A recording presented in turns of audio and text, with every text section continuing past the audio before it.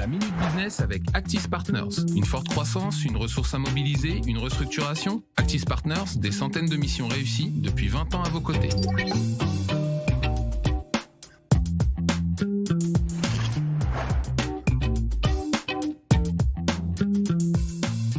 C'était en juillet dernier. Le G20 et 131 pays dans le monde se sont mis d'accord sur un impôt minimal mondial qui remet en cause la course au moins-disant fiscal.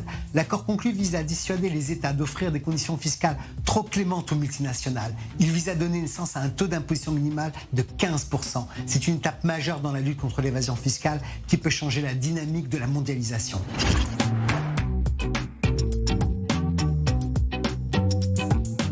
Concrètement, ce sera un jeu de vases communicants. Ce que l'on ne paye pas dans un pays très favorable d'une holding sera payé par les autres sociétés du groupe basées dans des pays à fiscalité plus normalisée. En bas de page, on devra avoir payé ce fameux 15% en moyenne.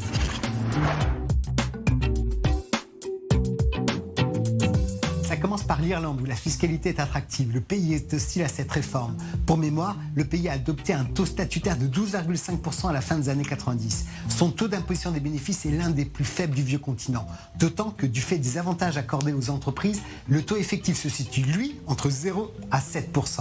On peut citer en Europe également la Hongrie et l'Estonie également, hostiles. Budapest a beaucoup à perdre du fait de son taux d'imposition sur les sociétés parmi les plus faibles d'Europe. Les Émirats arabes unis se frottent les mains. Eux qui n'imposent pas les bénéfices des sociétés ont vu leur attractivité renforcée ces dernières années. Ces nouveaux oisifs fiscaux bénéficieraient du reroutage de flux financiers d'autres grands paradis fiscaux européens.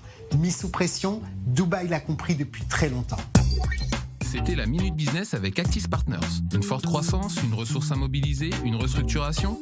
Actis Partners, des centaines de missions réussies depuis 20 ans à vos côtés.